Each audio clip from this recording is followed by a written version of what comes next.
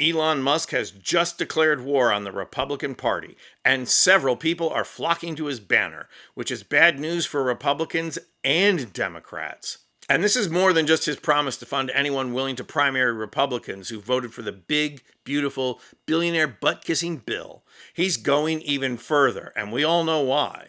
Elon was a vocal critic of the disastrous bill that the unctuous Mike Johnson served up to Trump, just as he and all the billionaire bros were critics of Trump's tariffs. But, weren't those the glory days of Elon's bromance with Trump? All these billionaire tech bros working together to deliver Trump to the White House, garner them tax breaks, and get them out of standing lawsuits with the U.S. government. How they celebrated, reveling in the fantasy that they were calling the shots behind the orange buffoon. I mean, Elon had Trump babysitting his little brat. Who doesn't remember that? So as long as Elon could ride herd on the MAGA tiger, he was happy. Cutting food supplies to starving children here, cutting childhood cancer research there, cutting funds for suicide prevention hotlines everywhere. I mean, for a guy who spends a lot of his time procreating, he certainly seems to hate on children. And then came the bitter breakup with Mango Mussolini. Elon declared war against Orange Julius, and before long it was a downright cage match. Ketamine versus Adderall, with Trump threatening Elon's contracts and Elon calling for the Epstein files to be released. And who can forget Trump being condescending over Elon's departure? And I'll tell you, he's not the first. People leave my administration and they love us. And then at some point they miss it so badly, and some of them embrace it and some of them actually become hostile. I don't know what it is. It's sort of Trump derangement syndrome, I guess they call it, but we have it with others too. They leave and they wake up in the morning and the glamour's gone, the whole world is different. The rest of us watched with no small glee, relishing in the fact that there are no winners in this match. They just keep wounding each other, and as long as they do, democracy may just have a chance. Well, now Elon is going nuclear against Trump and the Republican Party, and it's a curious move given how hated Elon is in this country.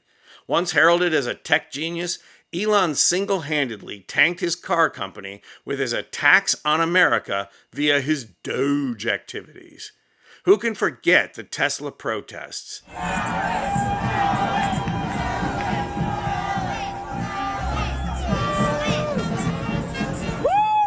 He is, beyond doubt, the worst brand image in this country, but that's not stopping his oversized ego from making his next move. On July 5th, Musk announced that he's going to form a new political party, posting this on the platform formerly known as Twitter. By a factor of 2 to 1, you want a new party and you shall have it. When it comes to bankrupting our country with waste and graft, we live in a one-party system, not a democracy. Today, the America Party is formed to give you back your freedom. Now, never mind the hypocrisy that Musk was largely responsible for the elimination of that freedom to begin with, because narcissists have no sense of hypocrisy. The important thing is how quickly Musk found allies, even among enemies. The first of these was fellow billionaire but frequent critic Mark Cuban, who tweeted out Musk's announcement and then wrote, "I work with the Center for Competitive Democracy. They will help you get on ballots. That is their mission." Next came the hopelessly irrelevant but struggling to become relevant again, Anthony Scaramucci, who lasted 2 weeks in the Trump White House and is now relegated as a unit of measurement for White House employee tenure. Scaramucci posted, "I would like to meet to discuss. My DMs are open." But make no mistake about it, what Musk is doing is nothing less than creating the Tea Party 2.0, where he's going to try and capitalize on voter dissatisfaction with both parties in order to influence elections his way. And media pundits are already out there saying, "Oh, this could be bad for the Republican Party," with no sense of history about the Tea Party, which garnered enormous popularity and conducted itself as an independent political party for about 3.5 seconds before just folding into the Republican Party like the Koch brothers planned. And I guarantee you, this is exactly the plan this time around. And even if it's not, even if they stay independent, that's the point.